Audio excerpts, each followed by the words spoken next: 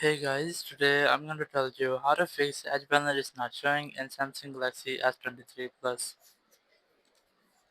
If you're using S23 Plus and you're facing the issue that in your Samsung phone your Edge Panel isn't showing, like in your phone you're missing this one. So let's see how can you get it here. So you have a single way or a simple way. You just have to go to Settings tab here, and once you are in your phone's settings, you just have to scroll down, go to display, and the display you must see the edge panel option. You have to make sure that it's enabled, because if you disable this, your edge panel will be disabled or will be disappeared. You just have to enable it from here. It will be enabled and you can use your edge panel.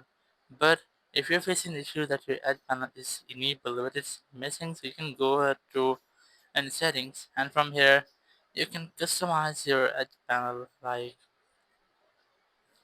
you can make its transparency to a high, or if it's not visible, so you can set it to low, and its small will be large, and it will be thin. And once I've done this, you'll be able to may see this if it's visible here or not.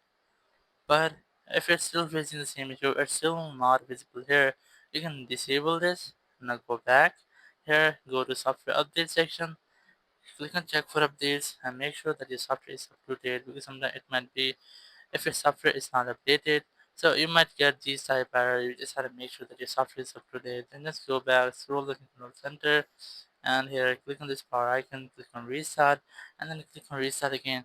Now before you retry to enable your admin, I recommend you make a restart, and once the phone has been restarted, your issue will be fixed and you will not get this issue again. Thank you very much for watching the video. Until next video, bye bye.